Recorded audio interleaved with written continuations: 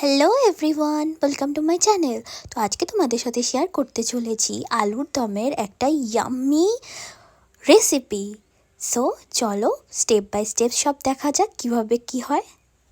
তো এই রেসিপিটা বানাতে আমাদের লাগছে মটরশুঁটি, লঙ্কা, আদা বাটা, গোটা গরম মশলা, তেজপাতা, ধনেপাতা আর আলু, এসব তেল, চিনি, ঘি।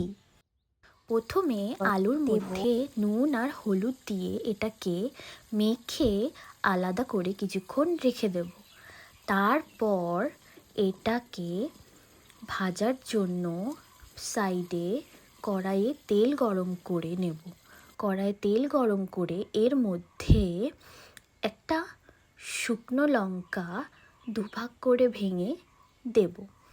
এটা ভাজা হয়ে আসলে হালকা এর মধ্যে দিয়ে দেবো আমরা জিরে দেওয়ার পর এর মধ্যে আমরা দিয়ে দেবো একটা তেজপাতা দু টুকরো করে। তারপর আমরা যে আলুটা মেখে রেখেছিলাম সেই আলুটা এর মধ্যে আস্তে আস্তে ছেড়ে দেবো। দেওয়ার পর এটাকে ভালো করে উল্টে পাল্টে ভেজে নেব। তারপর এর মধ্যে আমরা যে লঙ্কাগুলো কেটে রেখেছিলাম সেগুলো দিয়ে দেবো। দিয়ে এটাকে হালকা ভেজে এর মধ্যে দেব নুন পরিমাণ মতন আর হলুদ গুঁড়ো। এটাকে ভালো করে ভেজে নেব।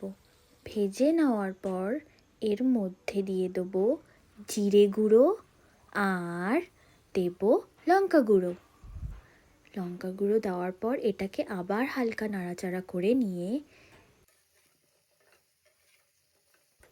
এর মধ্যে দিয়ে দেব যে আদাটা বেটে রাখা হয়েছিল ওটা দিয়ে নিয়ে এটাকে ভালো করে ভেজে নেব যাতে মশলার গন্ধ একদম চলে যায়, সুন্দর গন্ধ বেরোয়। তারপর এর মধ্যে দিয়ে দেব মটরশুঁটি।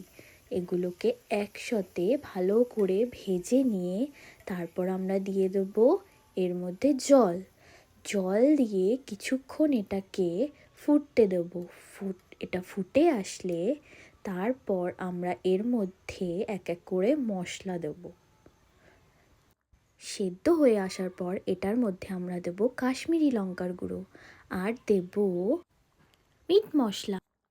এটা দিয়ে হালকা নাড়াচাড়া করে নিয়ে তারপর দিয়ে দেবো চিনি দেওয়ার পর এর মধ্যে যে ঘিটা রাখা হয়েছিল সেই ঘিটা 2 চামচ মতন এর মধ্যে দিয়ে নাড়াচাড়া করে নিয়ে তারপর গরম মশলা আর ধনেপাতা দিয়ে এটাকে নামিয়ে নেব। তোমরা চাইলে কিছু আলু ভেঙে নিতে পারো, এতে ঝোল আরও টেস্টি হয়। ব্যাস রেডি আমাদের আলুর দম। তোমাদের কেমন লাগলো আমাকে জানাতে ভুলবে না আর লাইক কমেন্ট শেয়ার করে দেবে।